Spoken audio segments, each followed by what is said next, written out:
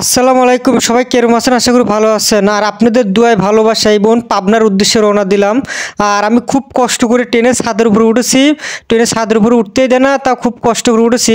উঠেই আপনাদের ট্রেনের ছাদের উপরে সৌন্দর্য দেখাচ্ছে। এটা হলে পাবনা জেলার ঐতিহ্য জিনিস এবং কি সিরাজগঞ্জ জেলার ঐতিহ্য জিনিস চরণবিল। আর এই চরণবিলে কিন্তু উঠতে হলে ট্রেনে উঠতে হবে। ট্রেনে উঠলে ফিলিংসটা দেখতে পারবেন।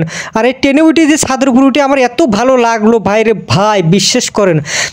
এই ট্রেনের ছাদের উপর থেকে ভিডিও করা মানে অনেক কিছু একটা সৌভাগ্যর বিষয়। আর ট্রেনের ছাদের উপর থেকে ভিডিও করতেছে আমার অনেক ভালো লাগতেছে।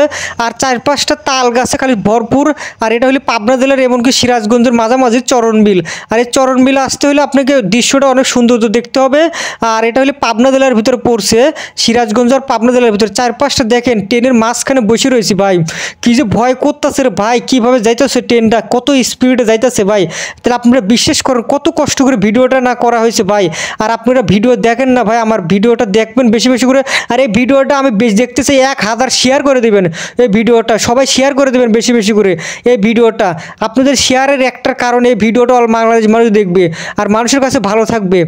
আর এরম ভিডিও বানাইতে হলে যত পরিশ্রম করতে হয় না কেন, যতই বাধা মুক্ত হয় আপনাদের